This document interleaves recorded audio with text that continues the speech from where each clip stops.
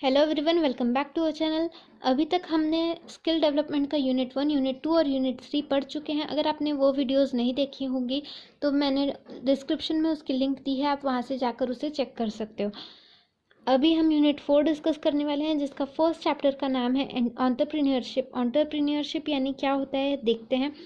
इसकी डेफिनेशन दी गई है, it is the purposeful activity of an individual और a group of associated individuals undertaken to initiate, maintain और एग्रेंडाइज प्रॉफिट बाय प्रोडक्शन और distribution of economic goods and services.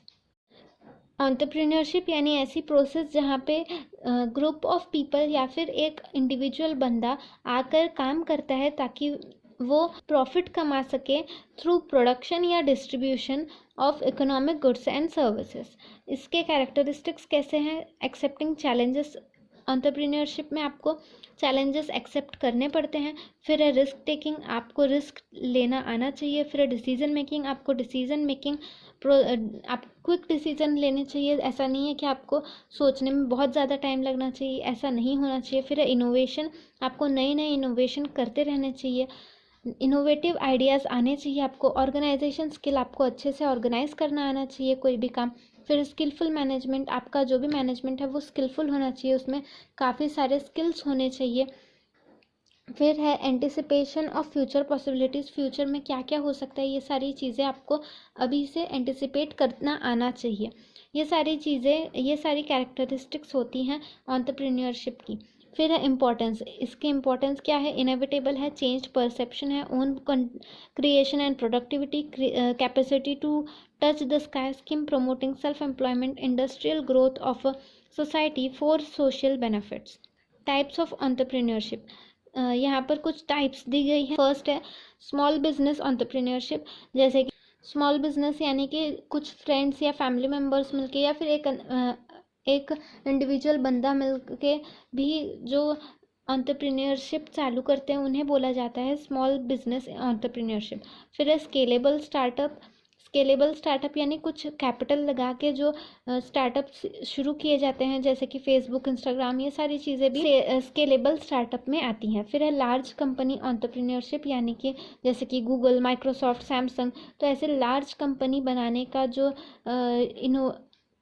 जहाँ पर innovative ideas use करके new product आप रोज़ हमेशा लाते रहते हो, तो वो होता है लार्ज कंपनी एंटरप्रेन्योरशिप। फिर है सोशल एंटरप्रेन्योरशिप, यानी कि ऐसा बिजनेसमैन जो ऐसे प्रोडक्ट या सर्विसेज बनाता है जो कि सोसाइटी के नीड या प्रॉब्लम से रिलेटेड होते हैं, तो उन्हें सोशल एंटरप्रेन्योरशिप बोला जाता है। अब जानते हैं एंटरप्रेन्योर मतलब क्या होता है। एंटरप्रेन्योर यानी कि एक फ्रेंच वर्ड से लिया गया है, जिसका फ्रेंच वर्ड है एंटरप्रेन्योर, मीन्स टू अंडरटेक। इसके टाइप क्या क्या होते हैं? फर्स्ट है इनोवेटिव, ऐसा बिजनेसमैन जो इनोवेटिव होता है उसे इनोवेटिव एंटरप्रेन्योर बोला जाता है। फिर है इमिटेटिव, यानी कि एक ने अगर कोई चीज़ बनाई हो उसका ही कॉपी करके दूसरा बना दे तो वो होता है इमिटेटिव, यानी कि नकल करना। फिर है फेबियन, यानी कि ऐसा बिजनेसमैन जो कि कोई भी न्यू चेंजेस, न्यू चीज़ें एक्सेप्ट करने के लिए काफ़ी घबराता है और काफ़ी उनके साथ वो इंट्रोड्यूस करता है न्यू प्रोडक्ट। फिर है ड्रोन एंटरप्रेन्योर, यानी कि ऐसा एंटरप्रेन्योर जो कि blindly traditional method of production को फॉलो करता है। फिर है सोशल, जो कि ऐसे इनोवेशंस करता है जो कि सोशल इनोवेशंस होते हैं, जो कि जैसे कि एजुकेशन के लिए या फिर हेल्थ के लिए, ह्यूमन राइट्स के लिए, ये सारी चीज़ें सोशल में आती हैं। फिर स्किल्स कौन कौन से होते हैं? फर्स्ट है the ability to manage money, the ability to raise money, the ability to relieve stress, the ability to be productive, the ability to make entrepreneur friends, the ability to identify strength and weakness, the ability to hire effective people, the ability to train new staff, the ability to manage staff, the ability to conduct basic SEO, the ability to A/B split test, the ability to connect via social networking, the ability to focus on your customers, ability to close a sale, ability to spot new trends, ability to deal with failure, desire to improve your world। ये सारी चीज़ें आती हैं skills में। फिर आता है next chapter, skill development of rural industrial sector. First है small scale industries. Small scale industries काफ़ी इंपॉर्टेंट होती है इंडिया के इकोनॉमिक डेवलपमेंट के लिए, इसका बहुत योगदान होता है। ये दो तरीके की हो सकती हैं, जैसे कि मैन्युफैक्चरिंग एंटरप्राइजेस और सर्विस एंटरप्राइजेस। अगर आपको सक्सेसफुल स्मॉल एंटरप्राइज बनाना है तो उसके लिए क्या स्किल्स रिक्वायर्ड होती हैं? फर्स्ट है मार्केटिंग स्किल्स। आपको मार्केटिंग करना आना चाहिए। मार्केटिंग के बिना आपका स्मॉल स्केल एंटरप्राइज अच्छे से नहीं चल सकता है। फिर है फाइनेंशियल स्किल्स। आपको फाइनेंशियल स्किल्स आने चाहिए, पैसे को कैसे मैनेज करना है ये सारी चीज़ें आनी चाहिए। फिर है लीगल स्किल्स। कोई भी लीगल मामला होता है तो वो सारी चीज़ें आपको कौन सा लॉ सूटेबल है ये सारी चीज़ें आपको पता होनी चाहिए। फिर है एंटरप्रेन्योरियल स्किल, यानी कि आपको कैसे बिजनेस चलाना है ये सारी स्किल्स आनी चाहिए। फिर है मैनेजमेंट स्किल, आपको किस तरीके से मैनेज करना है आपके बिजनेस ग्रोथ को, तो ये सारी चीज़ें आपको आनी चाहिए। फिर है कंसेप्चुअल स्किल्स, यानी कि आपको कैसे डेवलप करना है प्लान को, कैसे स्ट्रेटजी बनानी है, ये सारे कंसेप्चुअल क्लैरिटी आपको होनी चाहिए, तभी आपका स्मॉल स्केल सक्सेसफुल हो सकता है। फिर है हैंडलूम इंडस्ट्री। हैंडलूम इंडस्ट्री यानी कि ऐसी इंडस्ट्री, हैंडलूम इंडस्ट्री हमारे इंडिया के रूरल पॉपुलेशन में ऐसी सेकंड लार्जेस्ट एम्प्लॉयमेंट है, मतलब सेकंड लार्जेस्ट इंडस्ट्री है जो कि एम्प्लॉयमेंट प्रोवाइड करती है। यहाँ पर आप हैंडलूम के जो भी प्रोडक्ट होते हैं इसका एक्सपोर्ट भी हमारे इंडिया से काफ़ी होता है।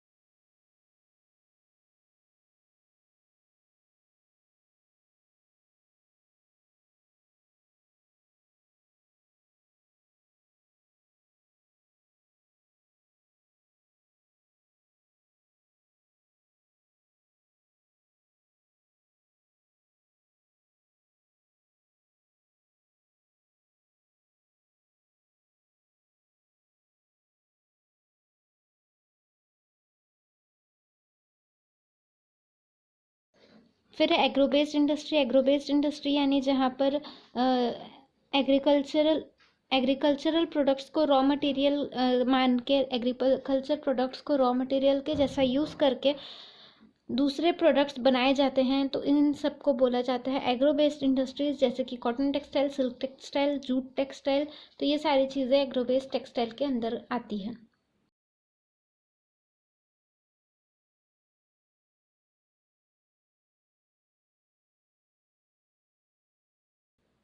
एग्रो बेस्ड इंडस्ट्री में कौन कौन से स्किल रिक्वायर्ड होते हैं? फर्स्ट है अडेप्टेबिलिटी। आपको चेंज करना आना चाहिए, आप खुद अडेप्टेबल होने चाहिए, क्योंकि ये एग्रीकल्चर पे डिपेंड करता है आपका जो भी आपका जो बिजनेस रहेगा वो। फिर है पर्सनल स्किल्स आप में अच्छी होनी चाहिए। टाइम मैनेजमेंट आपको अच्छे से आना चाहिए। टेक सेवी होने चाहिए आप। उसके बाद यहाँ पर हैंडीक्राफ्ट और सेरीकल्चर के बारे में दिया है। हैंडीक्राफ्ट यानी कि जो हाथों से हैंडमेड चीज़ें जो बनाई जाती हैं उन्हें, जैसे कि जो क्राफ्टमैनशिप वगैरह होते हैं, ये सारी चीज़ें जैसे कि आर्ट वगैरह होते हैं, तो ये सारी चीज़ें हैंडीक्राफ्ट के अंदर आती हैं। और सेरीकल्चर यानी कि art of silk production is called sericulture. Silk का प्रोडक्शन जो करना होता है उन्हें सेरीकल्चर में इंक्लूड किया जाता है। हैंडीक्राफ्ट और सेरीकल्चर के लिए कौन से स्किल्स रिक्वायर्ड होते हैं? फर्स्ट है financial assistant and funding pattern. Second है मार्केटिंग स्किल्स। थर्ड है digital and mobile skills. Fourth है कस्टमर सर्विस स्किल्स। तो ये था हमारा लास्ट यूनिट। तो आपको स्किल डेवलपमेंट सब्जेक्ट का रिवीजन कैसा लगा मुझे कमेंट सेक्शन में ज़रूर बताइएगा। आपको कोई डाउट हो तो आप मुझे कमेंट सेक्शन में पूछ सकते हो, या फिर इंस्टाग्राम पे भी मुझे मैसेज कर सकते। आपको ये वीडियो अच्छा लगा हो तो वीडियो को लाइक करना ना भूलें। अपने दोस्तों के साथ इसे ज़रूर शेयर करें। Thank you so much and all the best for your exams.